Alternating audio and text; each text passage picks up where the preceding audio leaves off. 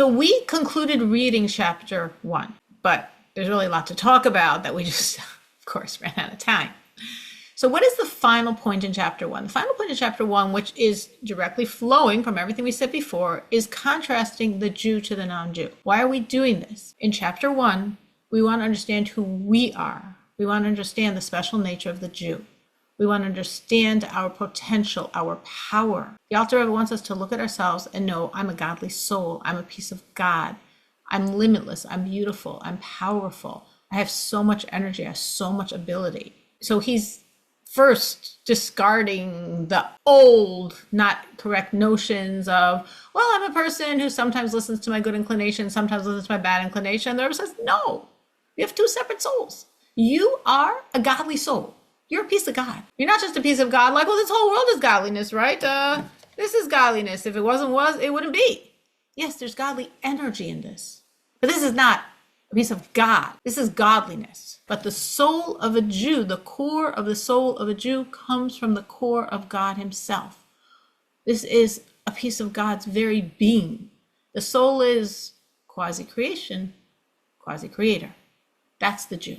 And I have a few appendages. I have an animal soul. I have an evil inclination designed to challenge me, to test me, to build my muscles, to ultimately overcome the evil inclination, to ultimately take that animal soul energy and fuse it in synergy and have it subsumed in my godly soul. So my godly soul is racing toward God, not just with an animal's power, but with the power of the God, the power of the animal as one. So I'm far more powerful, far faster, far more able to accomplish because I have all the animal that's also compelling my service. But who am I? I'm the godly soul. So that was like the overarching theme of chapter 1. I am a piece of God. That is the identity of the Jew. And I have an appendage called an animal soul that I need to overcome. That's there to challenge me. That's there to ultimately fuse with my godly soul and empower my divine service. That's utilized now also as the vital or intellectual soul that the godly soul works through to reach the body. So to understand this very well, we first spoke about the animal soul, which, as we said, we spoke about first because it comes in first, and because we sort of briefly get it out of the way, and then spend chapter 2, 3, and 4 all focusing on understanding ourselves, the godly soul. So now we're at the end of our discussion of the animal soul, and the point the Rebbe was making is, yes, it's an animal soul. Yes, its energy is klipas noiga. I'm sorry. It's a klipa. Klipa means a barrier. Yes, it's on the side spiritually called sitra achra, the other side, not sitra de kedusha, God's side, where your godly soul is on. But at the same time, it's a Jewish animal. It's the animal of a Jew. It's the animal of a godly soul. It's a godly animal. And therefore we said, good comes from the animal soul of the Jew. Why? Because the animal soul of a Jew is from klipas noiga. Again, we have sitra de kedusha, God's side. We have sitra achra, the other side. Within sitra achra, we have two channels, two streams, two options. Klipas tmeos, complete blockage, I cannot access the godliness. Klipas noiga, transparency. I can access the godliness to a certain degree. There's a noiga, there's a shine of God. And that's the channel of the animal soul of the Jew, which means, the Rebbe says, the animal soul of a Jew is a good animal. And that's why, as we explained last week at Lent, the Talmud says that every Jew naturally has gemilas chasadim, a nature to do kindness. Every Jew naturally has rachmanos, a nature to be compassionate. Being compassionate and kind does not mean you're listening to your godly soul. And we said that's very obvious because there are Jews that are not religious at all. They're not keeping Shabbos. They're not keeping kosher. So why are they suddenly listening to their godly soul and being so kind and compassionate and donating all this money? And because it's not from their godly soul, it's from their animal soul. The animal soul of a Jew is a kind, compassionate animal because it's klipas noiga.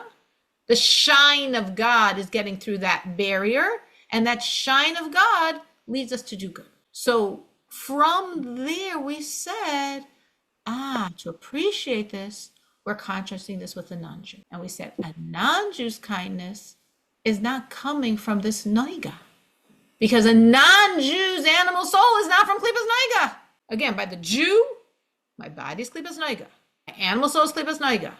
My evil inclination is klipas tameus, and I, the godly soul, is kedusha. So the I, the godly soul, is godliness, kedusha, and then I have appendage body, appendage animal soul, appendage evil inclination, body and animal soul, klipas noiga. The shine of God goes through. Evil inclination, klipas tameus, absolute evil, want to destroy it. But let's contrast that with a non-Jew whose body and soul are both klipas tameus. Non-accessible godliness. Godliness, of course, godliness, again, just like the headphones. If it wasn't godliness, it wouldn't be. But not a godliness we can access. And therefore, it says in Mishlei, v'chesed le'umim chatas. The Rebbe gave us, as we read last week, two quotations. One from the inner dimension of Torah, from the Eitz Chaim, Chol tivu d'avdin umos ha'olam la'af garmuhi avdin, and all the good of the nations of the world they're doing for themselves. And from the Nigla, the revealed aspect of Torah, from King Solomon, Mishlei, v'chesed le'umim chatas. The kindness of the nations is a sin. What does it mean the kindness of the nations is a sin? They're transgressing when they're kind? Oh, they're not transgressing when they're kind. We want them to be kind. It's very good when they're kind. We appreciate when they're kind. So what does it mean their kindness is a sin? So it says in the Talmud explaining this, that all the kindness they do is only for their own self-glorification. So we see both in the revealed part of Torah and in the Kabbalistic part of Torah, the same message. Can a non-Jew be kind? Absolutely. But they're doing it for themselves. Why are we discussing this? Because this is the contrast point to understand our animal soul and our animal soul's uniqueness. That it's klipas noiga, her forte, that she can be naturally kind, that a Jew is naturally kind from our animal. We're not listening to our godly.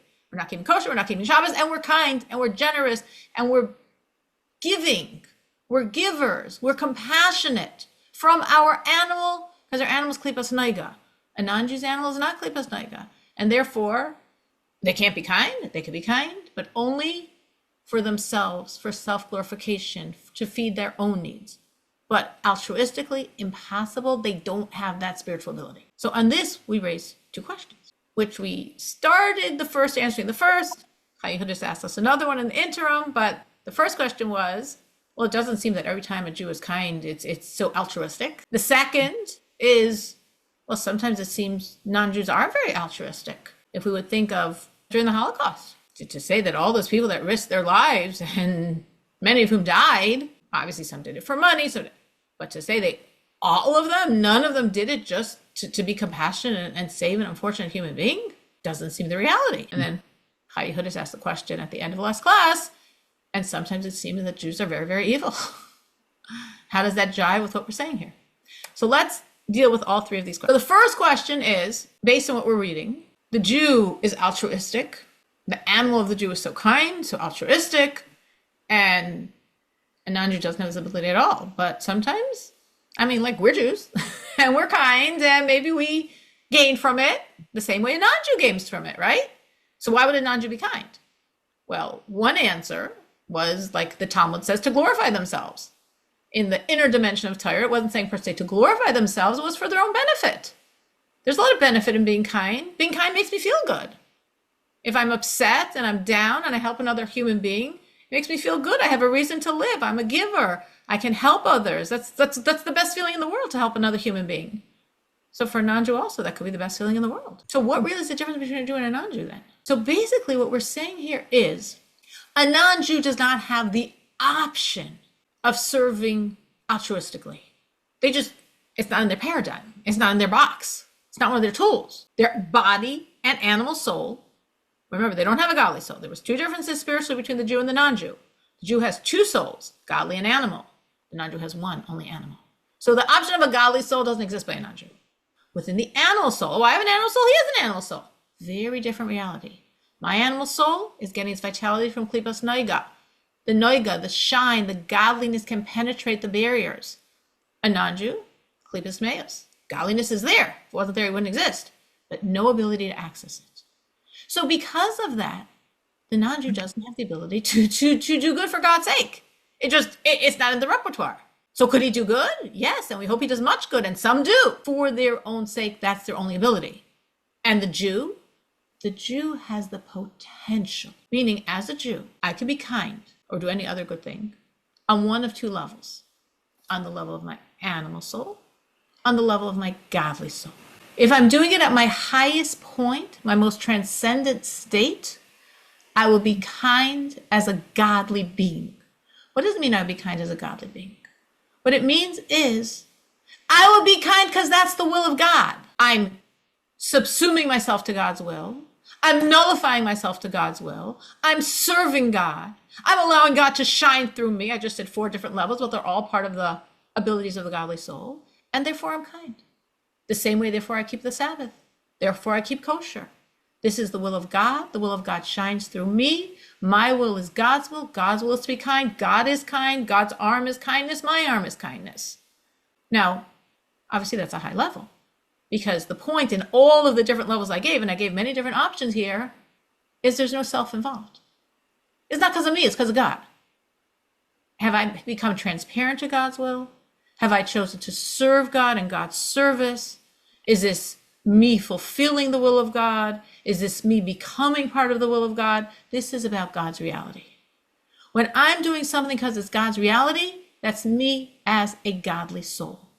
So if I'm keeping the Sabbath, if I'm keeping Shabbos, because God declared to rest on the 7th day with all of the laws that implies, that's me as a godly soul. If I'm keeping Shabbos because Shabbos is my most rejuvenating, best day of the week, my best day, I'm detoxed, I'm unplugged from everything, no one can harass me, I don't have a list of things to do because I can't do any of them, I'm loving the Shabbos as a human being, as an animal soul. So guess what? I'm operating on both levels. Shabbos is good for my body, and Shabbos is good for my animal soul, and Shabbos is amazing for my godly soul. I'm operating on all of the levels concurrently, and that's wonderful. Is it possible for a Jew to do something that's only on the level of his animal? Yes, it is possible. 100%. In the realm of kindness, which is what we're talking about, to compare to the non-Jew. We're obviously not going to talk about Sabbath or kosher and compare it to the non-Jew. So in the realm of kindness, it would be being kind because that's what my animal is dictating. As a Jew, my animal soul is a kind animal. So I'm kind by nature. I'm not thinking about God. I'm not aware of God. And again, if we think of there's some 15 million Jews in the world today. And as of last week, I thought the numbers were less, but I learned something over the weekend. So I think we could say there's about 3.5 million Jews that are serving God, which is amazing and far greater number than I thought. But the other some 11.5 million or so, they could be very kind and not all aware of God and not at all thinking of God. Their nature is to be kind. Their animal nature is to be kind. What does that mean? That means it's not God-centered. It is them-centered. But it's them-centered to be kind, not for my personal fulfillment, but because that's my nature. Again, let's hear this very clearly because it could be very nuanced. Is this, I am kind because I feel good when I'm kind? I feel happiest when I'm giving? Or am I kind because my nature is to give? Not, I need to give so I feel okay about myself. I need to give because otherwise I'm depressed. Because, and again, like I'm just putting this in very extreme terms because I want the difference to be clear, and it could sound like a lot of, word salad, as we say. I want to make sure it's very clear the difference. So I'm giving a theoretical situation. Theoretically, the non-Jew who doesn't have the ability except to be selfish in his kindness would, so to speak, I'm saying this so to speak just for the point, always want there to be someone needy so he has someone that he can help and feel good and accomplished and have a reason to live because he's giving. The Jewish animal, not the Jew on his level of godly soul, that's a God-oriented kindness. But the Jewish animal, as an animal, would wish there was no need for any recipient of his kindness. Because his animal is kind and compassionate. And therefore, as a kind, compassionate animal, he doesn't want to have poor people around. He doesn't need them for his own self-fulfillment. He just doesn't want them to be suffering. So that's the level of the non-Jew's kindness, which we're very happy is kind. But these are his limits. The Jew as an animal, soul, animal, not aware of God's kindness, and the Jew on the level of the godly soul who's just thinking of God's will. Now, of course, just as I gave the example with the Sabbath, with Shabbos, we could fuse animal and godly soul at the same time. And we could see a situation and just as part of our nature, our animal nature, be kind and compassionate and want to help. And at the same time, maybe in a soft voice, or maybe in a very loud voice, or maybe in a completely overwhelming voice, depending on where we're holding, be more and more and more aware that this is God's will to give. This is God's will. And sometimes, of course, that voice is stronger in situations where my animal is weaker, like this person I don't want to give, this person's annoying to give to, this person's difficult to give to, this person I keep giving and feeling it's a bottomless pit. Well, then the godly voice I hear more loudly, like this is the will of God. It's not about you. It's not even about your animal that likes to be kind, because your animal likes to be kind, but your animal is limited. It's an animal. This is about God. This is about your godly soul. So that is how we see the difference, so to speak, in, well, Jews also can be very self-centered. How do we see the difference there, what the Rebbe is saying, between the Jew and the non-Jew in terms of their abilities? I was curious, thoughts, Sarah? for people who aren't Jewish, is there like a status difference between someone who's B'nai Noach? Wow, that's exactly what we're about to talk about. Sarah, that question is on target. Wow, it's your birthday, I guess. Birthday energy shining. So Sarah, with her birthday energy shining, her question was exactly the next point I was going to say. So she's beyond, which is really the answer to the next question of the three we raised, right? The first one was, but a Jew also seemingly could be very selfish in their kindness, or are we always so altruistic? So that's what we were just discussing. The second point was, but sometimes it seems non-Jews aren't being kind for the sake of kindness and not for themselves. And that's what Sarah, cueing us into the answer, said about the Hasidei Umas Ha'olam, which in English we call the Noachides. Of course, that's not a Jewish term, but I use it because it's English. A Noachide, in Hebrew we say Hasidei Umas Ha'olam. And that is really the answer to that question. The answer is, I said there's two, if we envision our chart, we have Jew versus non-Jew. Jew has two souls, non-Jew has one. Jew has animal soul from Klipas Noiga, non-Jew has animal soul from Klipas Tmeis. There's really another level on that chart. There really are two more levels on that chart, but let's take it one at a time. The next level on that chart is, as Sarah said, Hasidei Umas Ha'olam, the pious of the nations of the world, who we otherwise call in the Hebrew B'nai Noach, and in English we say Noachides. It's probably Latin, but we could just say Noachides to make English everyone comfortable with, but this is what it means. Where does a Noachide fit on that chart? Do they have a godly soul? No. Only a Jew has a godly soul. They are not a Jew. They do not have a godly soul. Do they have an animal soul? Yes, every non-Jew has an animal soul, as actually everything that lives has an animal soul, even things that aren't alive. The inanimate hand sanitizer has soul, otherwise it wouldn't exist. And of course, the non-Jew has soul. But the soul of Hasidei Umas Ha'olam is different than the soul of a regular non-Jew. How is it different? Because a regular non-Jew's soul, as we have just said many, many, many times, is Klipas Tmeos, non-accessible godliness. Godliness is there, and I can't touch it, and I can't feel it, and I can't be affected by it. Hasidei Umas Ha'olam, the Noachides, their soul is Klipas Noiga, what we've been discussing for the Jew. Godliness that's accessible, that I could reach it, I could touch it, I can be affected by it. Does that mean the animal soul of the Noachide is like the animal soul of the Jew? No. It's a very broad category, Klipas Noiga.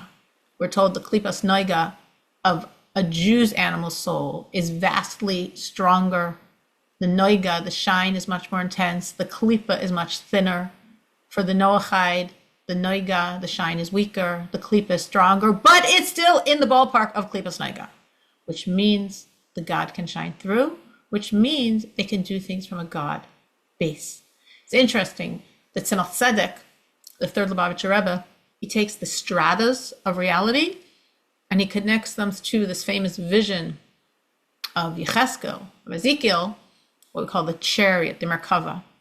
And we're told there's the four faces: the face of the ox, the face of the lion, the face of the eagle, the face of the man. And the Tzemach Tzedek says the face of the ox is a source of all domesticated animals. The face of the eagle, wait, I think I'm crossing two things here. No, I think that's what he's saying here. The face of the eagle, all the bird kingdom. The face of the lion, all the wild animals. And the face of the man, Hasidei Umas Ha'olam, Noachides. So where's the Jew? Not the face of the man. The face of the man is Hasidei Umas Ha'olam, is Noachides. Where's the Jew? Tzemach Tzedek said the Jew in this vision, besides we have the four legs of the chariot, the face of the eagle and the lion and the ox and the man, and we have Adam Ha'alim HaKisei, and we have the man on the chariot. And that is a source for the soul of the Jew. So that's showing us, hey, the Hasidim Olam made it to the Merkava. They made it to God's chariot. It's a very high level, but that's not the level of the Jew. The Jew is the man on that chariot. So where do we see this? Actually, Maimonides writes this out very clearly, and I do have a class with Noachides. I have a lot of passion for Noachides. I have a lot of knowledge and experience and stories about Noachides, and I'm very impressed with many Noachides. And I've learned these laws inside with them. It's very, very powerful. It's literally the words of Maimonides. And Maimonides explains that we as Jews have an obligation to coerce the nations of the world to keep their 7 laws. Now, 7 laws is sort of a misnomer because you think, okay, 7 laws. Now, I have a book. It's an English translation of a Hebrew work. It was like a Hebrew Shulchan Aruch, Code of Jewish Law for non-Jews. Now, obviously, most non-Jews don't understand Hebrew. So it did get translated into English, and it's about 700 pages, a little over 700 pages, to explain their 7 laws. So obviously, the 7 laws have many subsidiary laws, as, of course, our laws do as well. But they do have 7, and we do have 613 biblical plus thousands more. We have an obligation to coerce the nations of the world to keep their 7 laws. That obligation was given to us at Mount Sinai.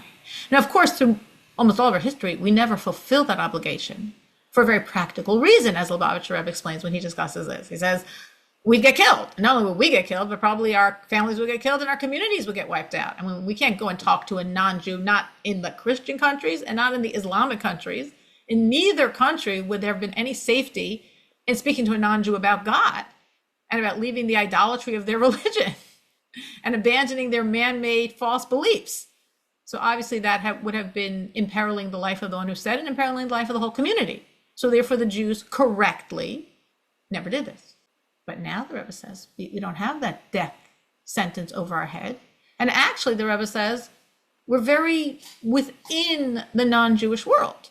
Meaning not only could a Jew never have spoken to a non-Jew, again, not in the Christian countries and not in the Islamic countries, but also they didn't really have much to do with them. There was a lot of separation, which was very beneficial for the Jews and helped them preserve their identity and their connection to God. But now we have a lot of connection to the non-Jews. We're very intermingled with the non-Jews, and we have the freedom that we can talk to them. And we're not imperiling our life, we're not imperiling the lives of our family, we're not imperiling the lives of our community.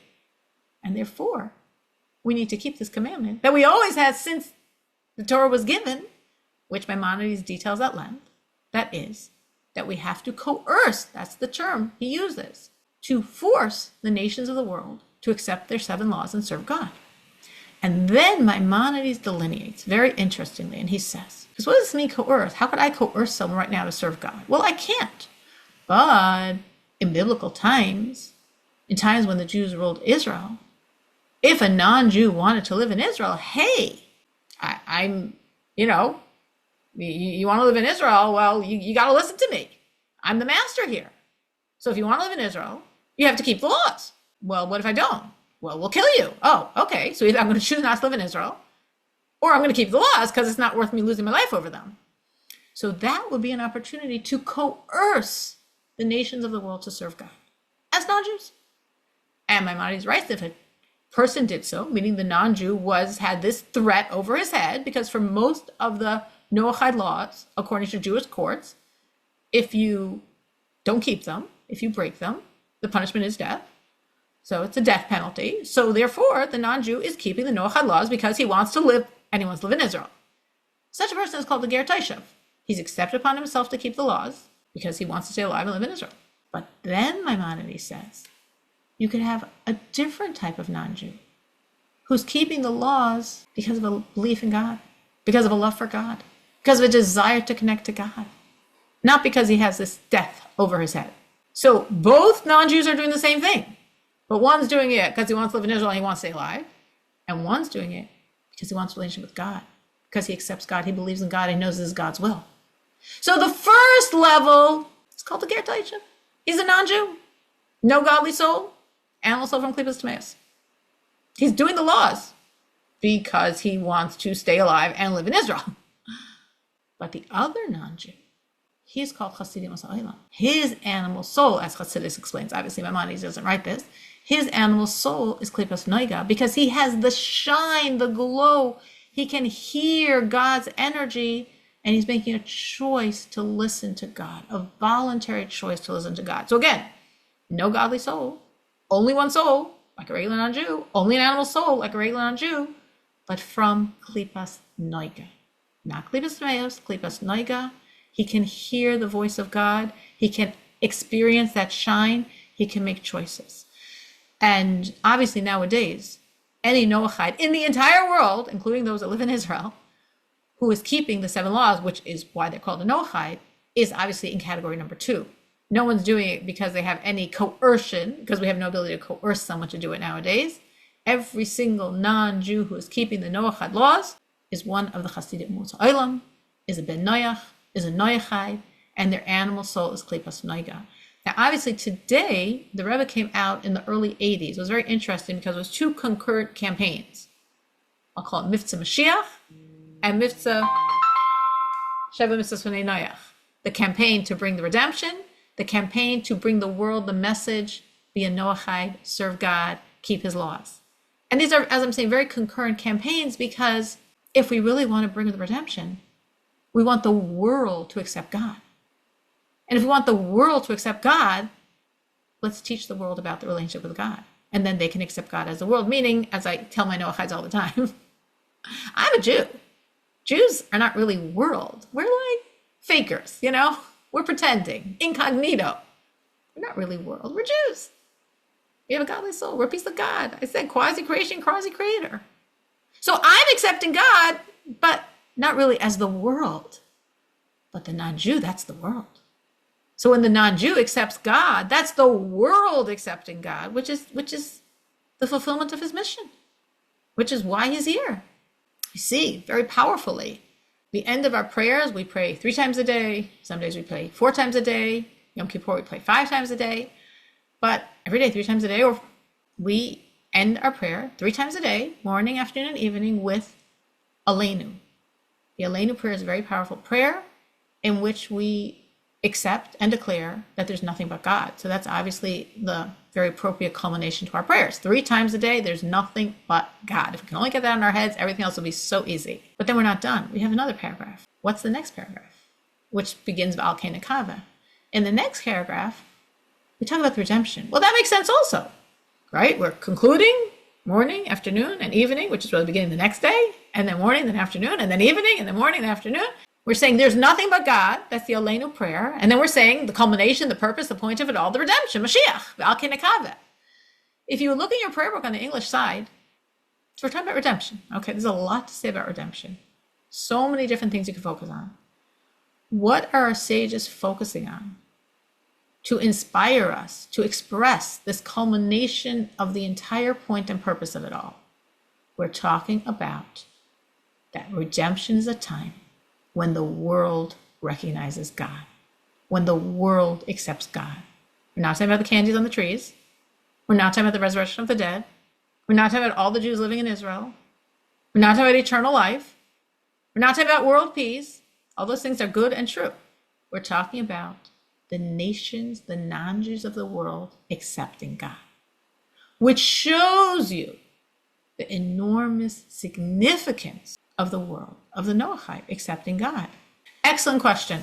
So it was just asked is, what comes first? Is it because he has an animal soul of Klipas Noiga, therefore he can and does accept God? Or because he chooses to keep the laws, this changes and shifts his energy to be an animal soul of Klipas Noiga? I think honestly it's both, meaning some people are in category 1 and some people are category 2. If we would look classically and historically, there weren't that many Noachides.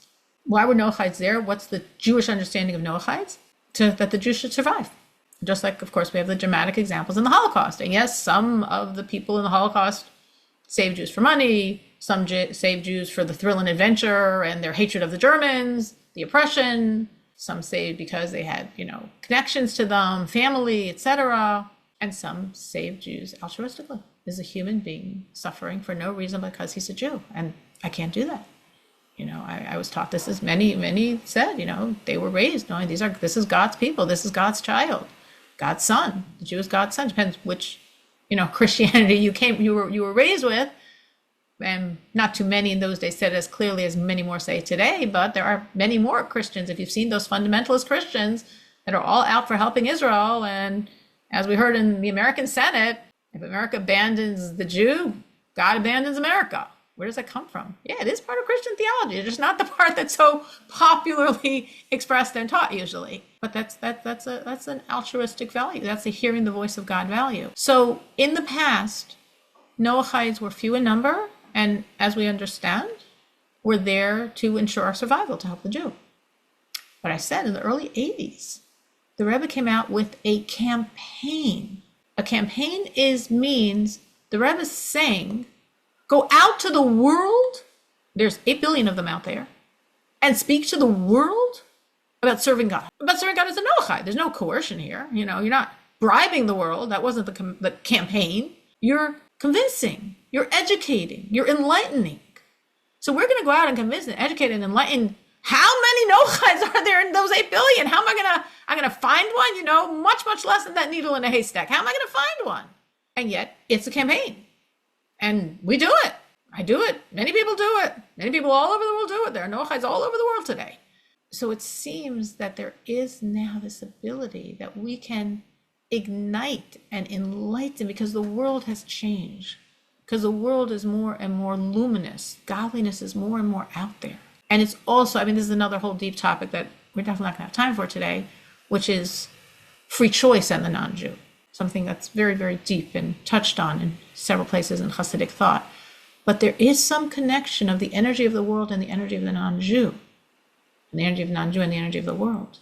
So traditionally, the only person that could be a Noachide was someone that was born with this different type of animal soul, and he was there for a mission to help a Jew. And now it seems we also have the ability to reach out and educate. And the non-Jew can make an intellectual choice. They can have an intellectual understanding and acceptance and do the actions that could then, just as we shift energy, right? This is paper. No, well, this is actually a Tanya. So this paper moved from Klipas Noiga to Kedusha because it's a Tanya.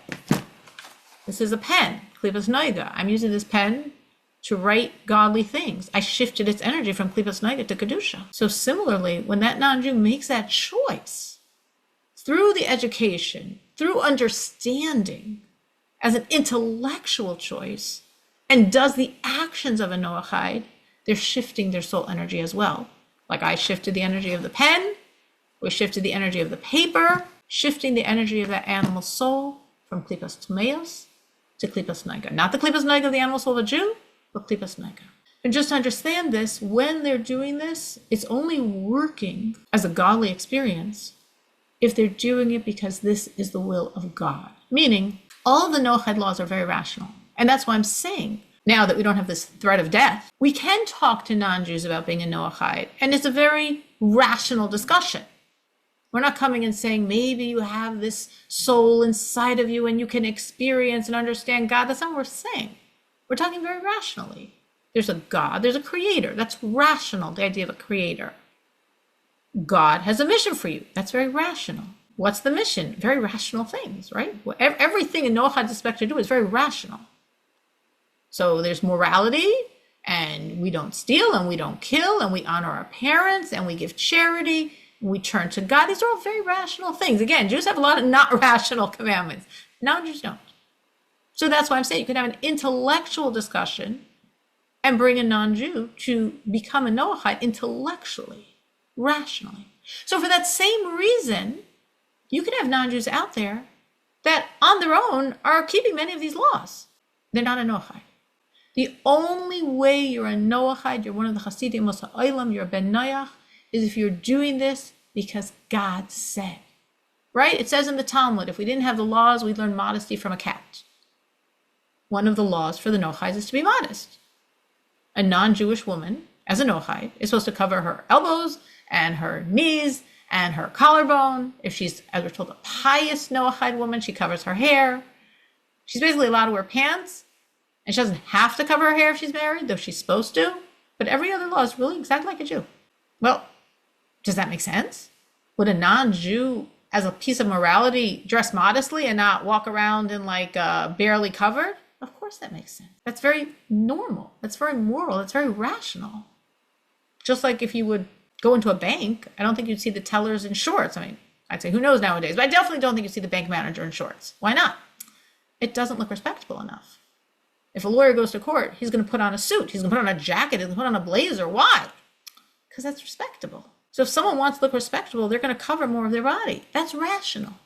So therefore, you could have a moral, rational non-Jew who's dressing modestly. That's not a Noachide. To be a Noachide, you can't do it because it's moral and rational. You have to do it because there's a God who told you to. So if one wants to speak to a non-Jew, it's only coming because there's God who said, there's a God, there's a creator. These are his laws. This is what he wants you to do. And as a moral person, I'm sure you do this anyway. But to be a servant of God, you have to do it because God says. And it's actually, in a sense, almost more significant to reach the non-Jew than the Jew. Almost. Though, of course, in the talk of Mishpatim 92, the Rebbe says this is actually a ikar. This could be a foundational reason for someone going out and spreading God's message to the world is to reach the 8 billion non-Jews. There's a lot of them, and they also need to connect to God. Why am I saying that? Because a Jew, if he knows he's a Jew, if he serves God, if he doesn't serve God, he's a Jew. He's a piece of God. He's always a piece of God. No matter what he does, he's a piece of God. A non-Jew, if he doesn't serve God, is nothing. He's a nothing. The Jew always has the afterlife. The non-Jew only has a Gan Eden, a version of the afterlife, if he kept Noachide laws. Through the Noachide laws, his energy connects to the laws he kept, and that ensures him this eternal afterlife, Gan Eden. But only if he keeps the laws. If he doesn't keep the laws, there's no concept of godly reward of a Gan Eden for a non-Jew. It just doesn't exist. There's a lot more details. It's also late. I also want to get to Chai Yehudis' question. I also want to say one other thing briefly, so I'll try to make this brief. Within the non-Jews, so we're answering our question. Our question was, but wait, all non-Jews are so self-centered? And now we're saying, as Sarah intuited, no, there's no Noachides. There's Chasidim Masa'olam. They have a different soul energy. They're from Klipas Naiga. They could serve God for the sake of God and not for their own selfish interests, as we've seen historically and as we see today in a manifest way. There's also another category of non-Jew, which is the potential convert. The potential convert is not like a regular non-Jew. So we have, going back to our chart in our brain, the Jew, 2 souls, godly soul and animal soul, Klipas Naiga. The regular non-Jew, 1 soul, no godly soul, animal soul, Klipas Tameos. The Chasidim Masa'olam, the Noachide, 1 soul, no godly soul, animal soul, Klipas Naiga, not the Klipas Naiga of a Jew, but Klipas Naiga can serve God, can feel that shine, can experience it, can have afterlife. And then the next and final level on that is the potential convert. The potential convert is not like a regular non-Jew. He's not like a Noachide either, and he's not like a Jew. He's actually a different category. Why is he a different category? Because like a non-Jew, he doesn't have a godly soul. He only has an animal soul. And like a regular non-Jew, it's Klipas Meos. But the potential convert also has a spark. And that's a spark compelling him to convert. And we learn this based on the words of the Talmud when it speaks about the convert. And it says, Ger Sheniskayer, a convert who converts. And Chassidus says, what do you mean a convert who converts? He's not a convert till he converts. That's not accurate. It should say, as we would say, Goy Sheniskayer, a non-Jew who converts, not a convert who converts. You're only a convert once you convert. So why does it say a convert who converts? Because really, even though, of course, officially it's an open club and anyone who wants to convert, we accept, and we accept all colors and races. We do accept colors, we do accept races, but the only one that actually would do it, it's actually completely irrational to convert. The only one that would do it is someone who has this spark compelling them to convert. So every true convert was born, not with a godly soul, with an animal soul from Klipas Meos, unless they're at birth a Noachide, and with a spark. And because of that spark, they're compelled irrationally to convert. And if any of you know converts, this is very, very obvious. And almost any convert that will tell you their story, unless it happened to be that like their father was Jewish or something, that might sound a little different. But for most converts, it's very clear that it was very irrational. was very God-driven. When they immerse in the mikveh, in the ritual pool, and they leave those waters, they leave as a Jew. They have a godly soul. They have an animal soul from Klipas Noiga. They have an evil inclination. They don't have the animal soul they've had their whole life, and they don't have the spark. That's the traditional way Hasidus explains it. I did once hear something from the Rebbe that makes this even more incredible. I'll share it. Lubavitch Rebbe intensifies this even more, and Lubavitch Rebbe says that every true convert, the spark is a piece of God that was sent to get them to convert, because again, conversion is irrational. Like, why in the world would you want to become part of the Jewish nation? Let alone throughout all of our history when we were so persecuted, and there's stories of people wanting to convert during the Holocaust. There's a whole famous story in Poland of a priest that wanted to convert, and the Jews were like, don't convert now. You're much more useful to us as a non-Jew. Convert after this is all over. Or even nowadays, all these Noachides, they know it, they get it. Why don't they convert? Conversion's irrational. It's a Jewish thing to do. It's compelled by the spark. The Rebbe says, this is what I just said until now, it was like classical Hasidic thought. The Rebbe takes this a step further. And the Rebbe says that every potential convert who becomes a ger tzedek, who becomes a true convert, he's not just born with a spark. He's actually born with a soul. Every convert has a soul. It's a soul from birth. But the soul's not within him because he's a non-Jew. But he has a soul. And that soul's always not within him, but always connected to him. I guess because of the soul is why he got the spark to convert. So the soul can be freed from its bondage and enter him as his soul. So this convert converts when he's 50. For the past 50 years, he had a soul out there connected to him and probably doing its thing to get his body in sync to get this non-Jew to convert. And when he converts, that's the soul he receives, the soul he really had from birth.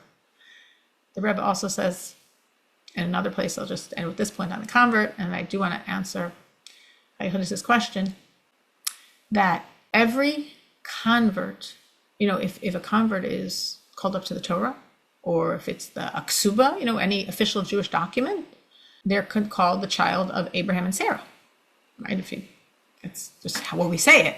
What do we mean they're the child of Abraham and Sarah? Well, there's not the child of their parents. Their parents are non-Jews. Once they leave that mikvah, they're newborn. So are they Abraham and Sarah's child?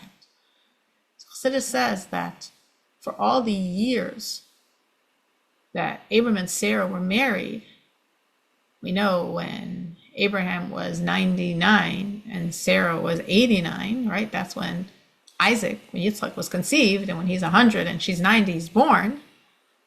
But they've been married for many, many, many, many years. It says every time they had relationships, they did draw down a soul. Soul didn't come into a body, though. And those were the souls of the converts.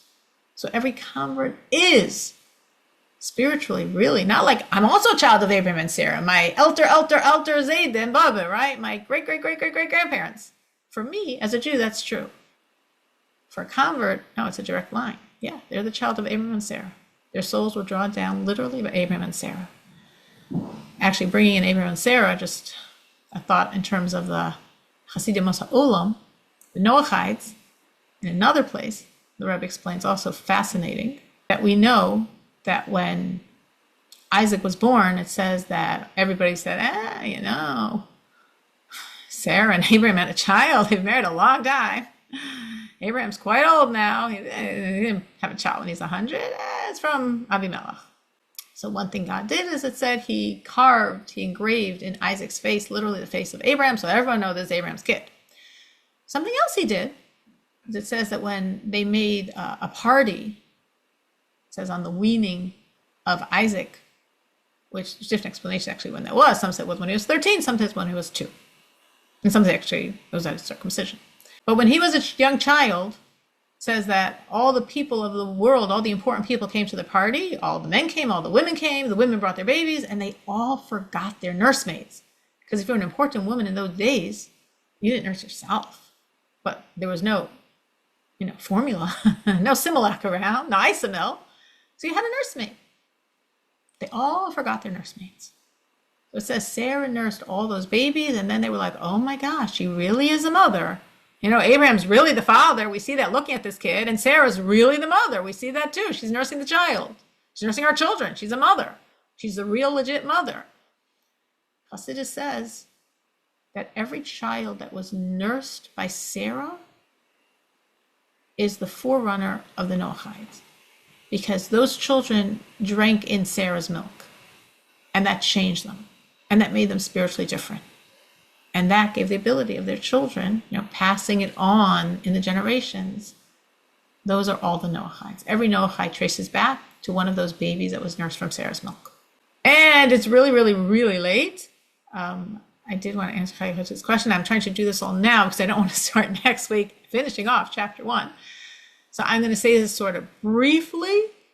Oh, it's a very loaded question she asked. And I'm going to give a very loaded answer. And then we'll stop. And if you really want to discuss it, I guess we will start the beginning of the class discussing it. Chayyim's question was, how can we say that every Jew, even on the level of an animal, is klipas noiga, has the nature of kindness and compassion, when unfortunately there are Jews that are absolutely evil? So how do we understand that absolute evil Jew? So the way I understand that absolute evil Jew, to answer your question, and this is sort of referenced, I won't say it's clear, I can't declaratively show you the source, but as we understand things, when the Jews left Egypt, we know the mixed multitude came with them, the Erev. And we know, if you are familiar with the stories of the Torah, that throughout all of our years in the desert, the Erev was always the problem, the thorn in our sides. They were the ones that were the catalyst for the golden calf and for basically all the other problems we had. Question, so what happened to the Erev? Where did they go? Did they disappear when we crossed the Jordan? Did they all vamoose back to Egypt? No. They stayed embedded within the Jewish people. But they're the Erev. They're the mixed multitude. They're the ones that create the problems for us. So it seems that there's almost like a two-fold strand here. The biological descendants of those Erev, that mixed multitude of those people that created problems for us from the beginning and throughout all those years, they still have that energy in them. And they have not only a biological connection, but it's like a spiritual poison. And that spiritual poison comes out sometimes very strong. And those are those people we see that are purporting themselves to be Jews. But when they behave like that, we're like, no way, impossible. A Jew can't behave like that. An animal Jew can't behave like that. But this person says he's a Jew. He must be a descendant of the Erev. And the poison is expressing itself.